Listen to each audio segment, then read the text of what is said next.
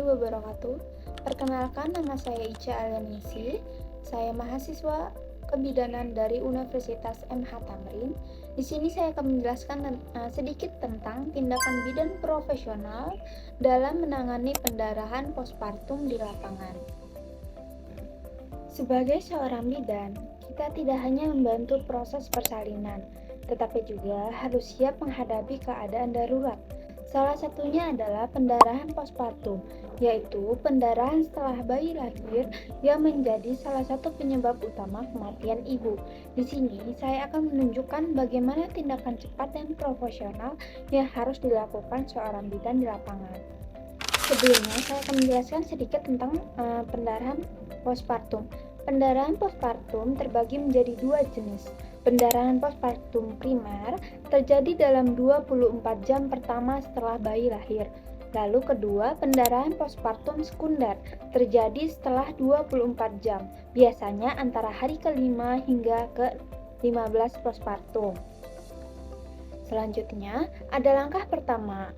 Langkah pertama adalah menilai kondisi ibu secara cepat.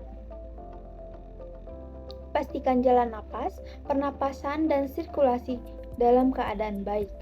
Periksa tanda vital, tekanan darah, nadi, dan jumlah darah yang keluar. Jika darah keluar lebih dari 500-600 ml setelah persalinan normal, maka itu sudah termasuk pendarahan postpartum.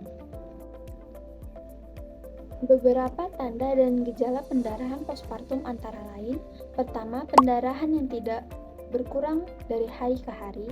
Kedua, tekanan darah menurun.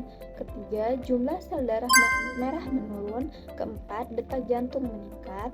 Kelima, pembengkakan pada beberapa bagian tubuh. 6. Rasa sakit di perut setelah melahirkan yang tak kunjung membaik.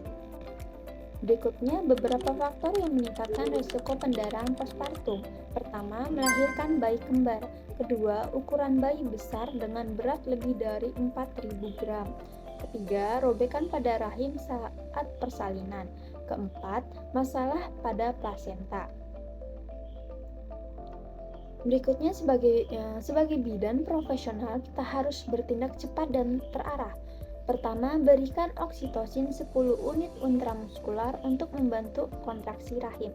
Kedua, lakukan massage uterus hingga terasa keras dan berkontraksi. Ketiga, pasang infus NaCl atau ringen laktat dengan aliran cepat untuk mencegah shock. Keempat, periksa jalan lahir untuk memastikan tidak ada robekan pada vagina, serviks, atau perineum. Jika pendarahan belum berhenti, lakukan kompresi bimanual uterus sambil menyiapkan rujukan ke fasilitas yang lebih lengkap.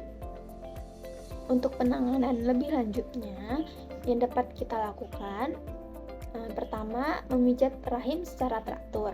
Kedua, melakukan kuratase bila ada sisa jaringan. Ketiga, lakukan laparotomi bila penyebab pendarahan berasal dari robekan rahim. Keempat, transfusi darah jika ibu kehilangan banyak darah. Kelima, pemberian obat khusus untuk menghentikan pendarahan. Selain tindakan medis, bidan juga berperan memberikan dukungan emosional. Tenangkan pasien, jelaskan dengan lembut apa yang sedang dilakukan, dan libatkan keluarga agar tetap kooperatif. Dalam setiap keadaan darurat, bidan harus tetap tenang, sigap, dan profesional. Ingat, satu langkah cepat dan tepat bisa menyelamatkan satu nyawa.